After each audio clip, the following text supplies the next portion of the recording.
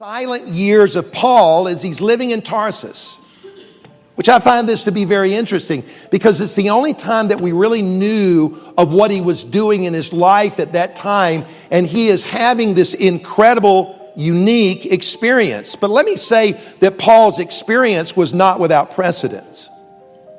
For we know that certain chosen men in both Old and New Testament were given dreams and visions of the Lord. Abraham, Jacob, Joseph, Moses, Gideon, Solomon.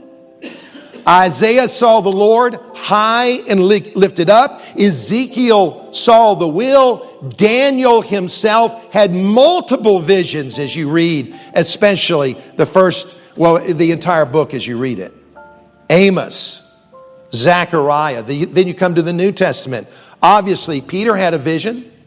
Was he not praying and a sheet was let down from heaven with all kinds of unclean animals on it?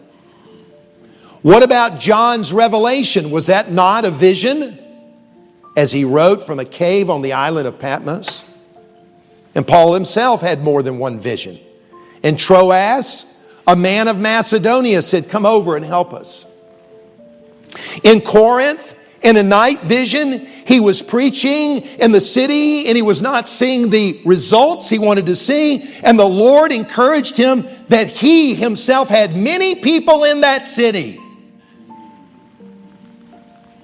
And then, of course, we have him here being called up to the third heaven. Here's my point. That certain spiritual, special, godly men sought God in prayer, and God gave them the special privilege of seeing him in a special, unique way. Now, here's the question. Can that happen to us today?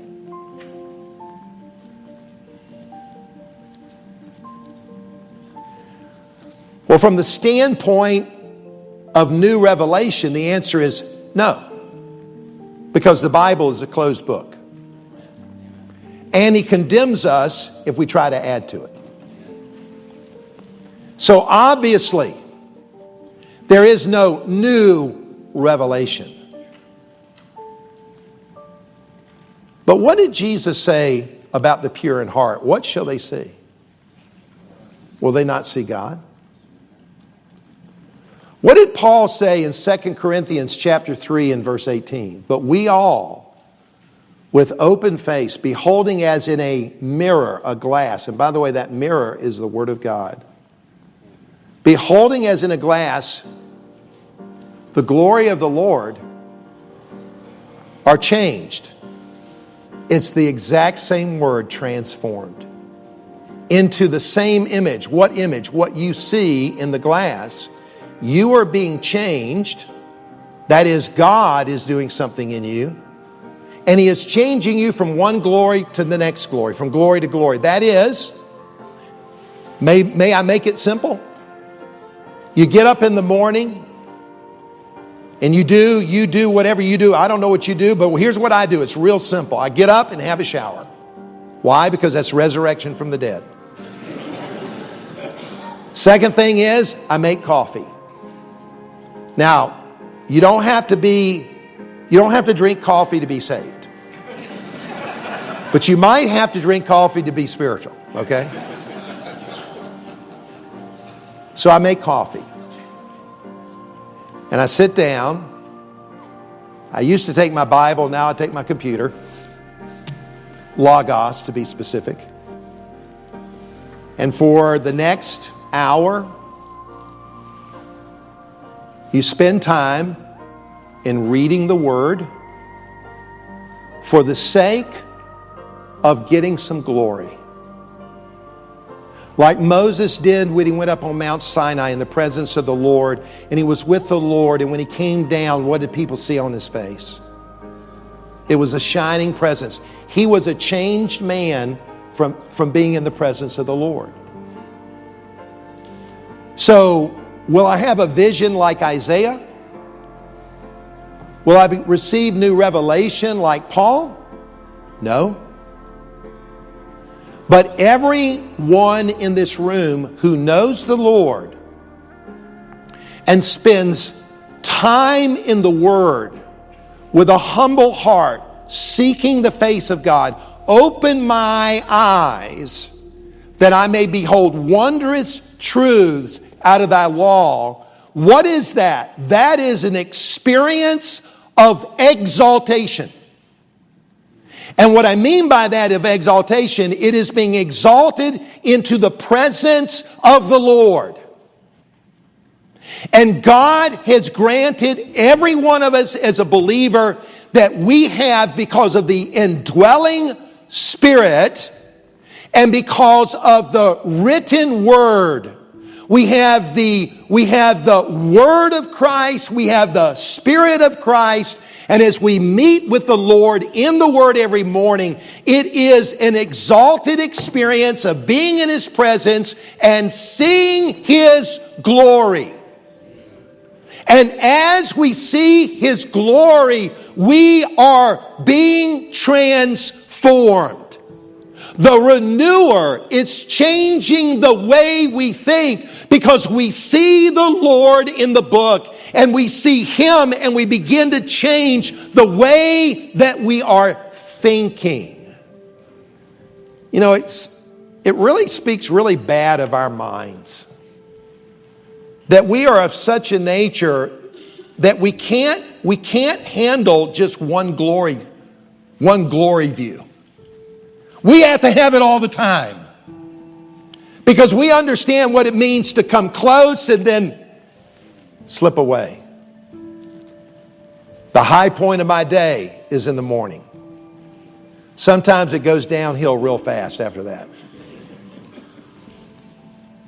And I believe that we see in the Apostle Paul this experience of exaltation. Of course, we read that and we think, well, I can't really experience that and understand that. But everyone in this room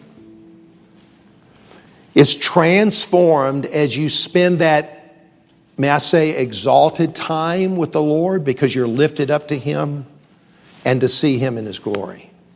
So Paul had this experience of exaltation. But then secondly, I want you to note that he also had another transformative experience, and he tells us here in 2 Corinthians chapter 12, beginning in verse 7. And that is, he has an experience of humiliation. Note verse 7, he says, "So to keep me from becoming conceited because of the surpassing greatness of the revelations, a thorn was given me in the flesh, a messenger of Satan, to harass me, to keep me from becoming conceited." God gives Paul a thorn in the flesh. Why?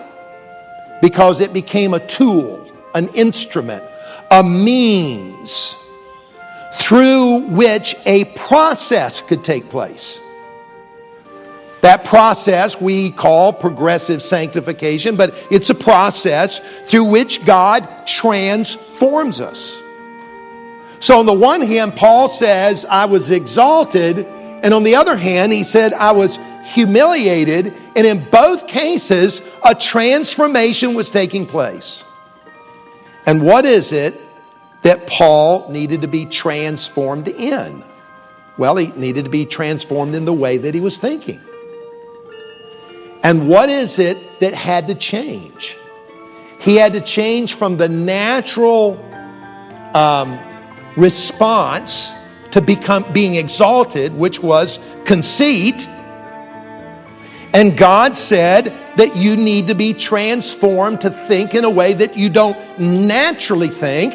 And that is, you needed to think in a manner of humility, a humble mindset. Think about it. How easy is it to be conceited? The word conceited means to be puffed up with the implication of disparaging others. You understand that. I'm smart, I'm strong, I'm rich, sure. So God took Paul through a transformational, we could say, low-leveling process. He took him through a process in which he was literally changed into becoming a more humble person.